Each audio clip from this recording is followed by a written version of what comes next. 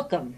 In this lecture, we're going to go through an example of solving for the constant in an indefinite integral.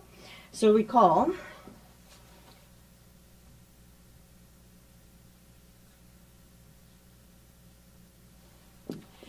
the indefinite integral, so recall how we do an indefinite integral.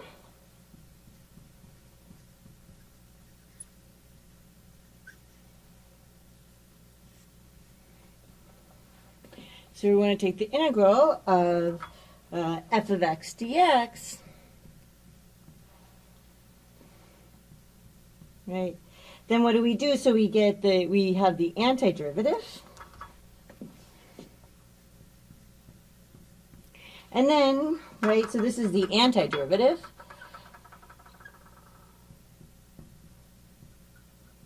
And then the calculus professor will tell you again and again and again, do not forget your c.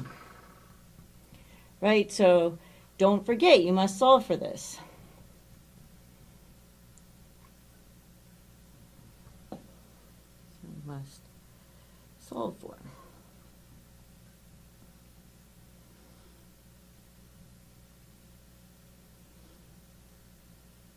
Okay. So let's kind of do this. So here's the setup for an example. So here's our example setup.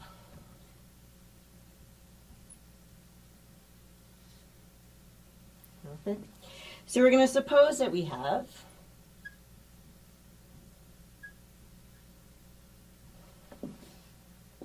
we're going to have that the marginal revenue, so the marginal revenue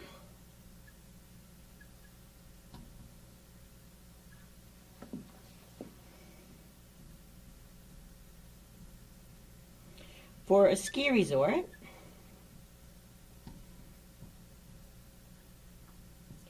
is, and this is going to be given by mx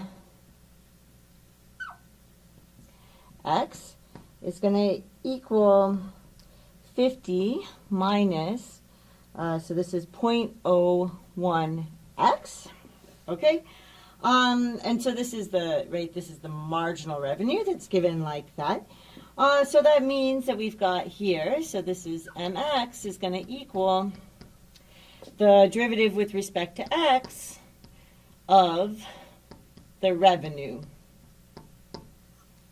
whatever this revenue is. Okay, so then that's the first thing we have, and we have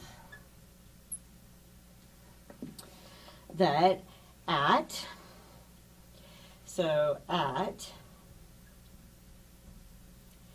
$50 per ticket,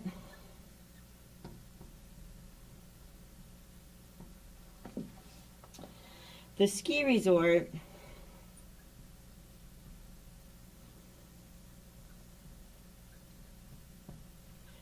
will have 2,000 skis.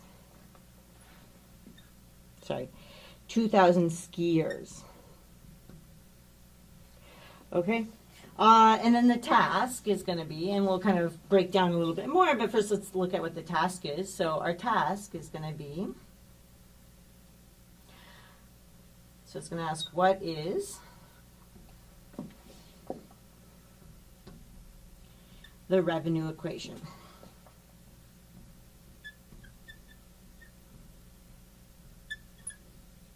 Okay. And like more generally, so the revenue, and I'm not using red in the same sense as over there at the moment. So the revenue equation in general, so this is going to be equal to, so this is R of X, which is going to be PX, where this is the price, and this is the units. Okay? So the fact that we have $50 per ticket is going to give me, so we'll call that like, this is a particular value. This is going to be 50. And then the fact that we have 2,000 skiers, so this is like our units, so X naught, right, this is 2,000 units. Okay? So we have like a particular value there, and so then you can kind of ascertain from those, right, what like our R is at that particular moment. So that's going to be our initial condition. But let's just get started with all of this. I think I put down everything I wanted to. So here's our, we'll get started with the solution.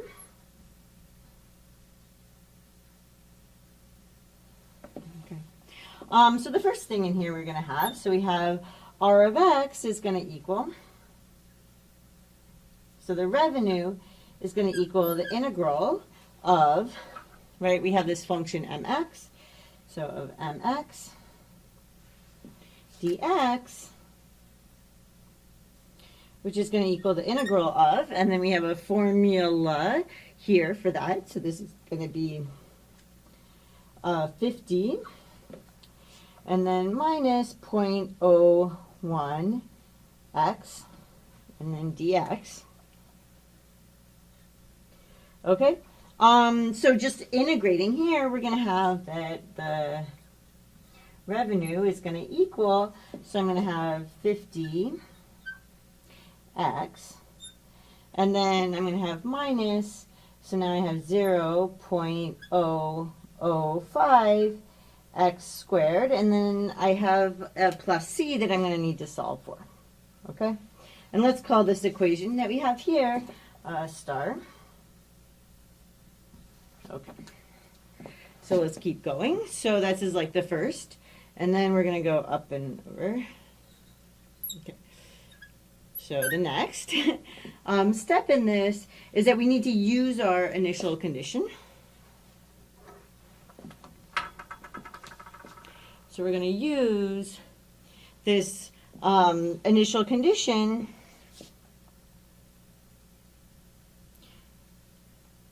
or it's just some particular time that you know your values, the corresponding, the way they correspond to each other, okay, to solve for C.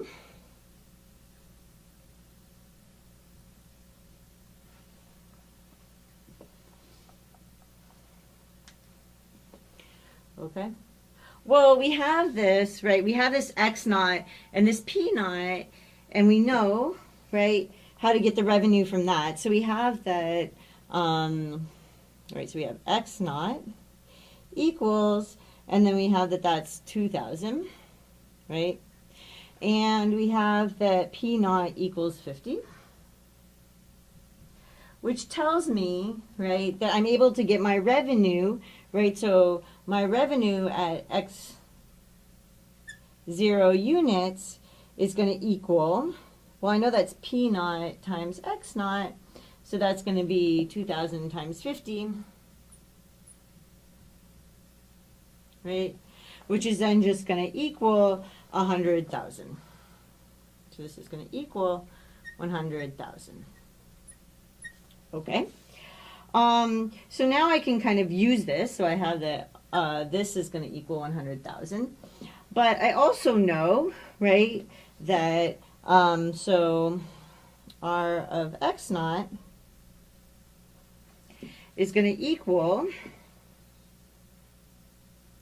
well, I have, I'm going to start doing this in a different color. Let's start doing this in orange. Okay, so we have that this R of X naught is equal to 100,000. Okay, but I also have, so R of X naught is going to equal, so it has to be 50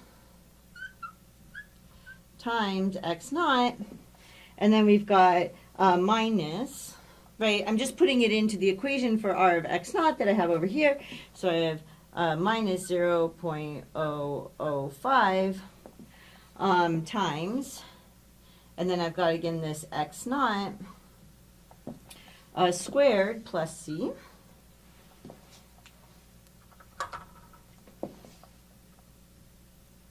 Okay, but I can also use this and the value I have for X naught being 2,000. Okay, so what this is all going to give me is that, oh, my room, so this over. There we go. Okay, so I'm going to have that. So I'm going to use my 100,000 from there. So I have 100,000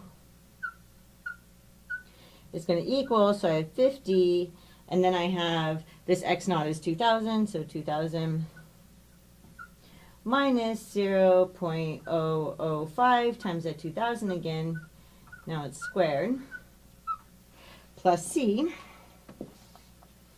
right? And now I have a whole bunch of numbers in just c, so I can actually solve for c. So this is going to give me that c equals 920,000, right? Okay, so in the last step, so this is going to be step 3, is I'm actually going to be able to plug this back in, right, to my equation star. So in this step,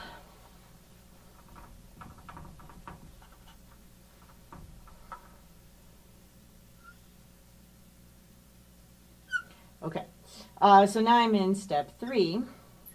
Right, so in this step, I just plug. So I'm going to plug C equals 920,000 into, and then I have this equation from that starred up there. Where did it go? Here it is. So into, and then I just have into star, right, which is and so what I'm going to get is I'm going to get that r of x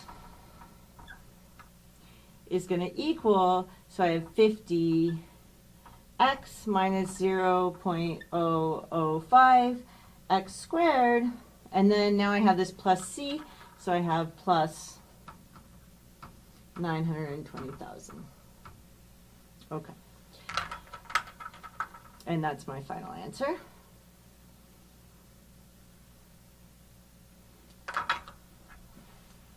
Okay, so let's talk about what we did here.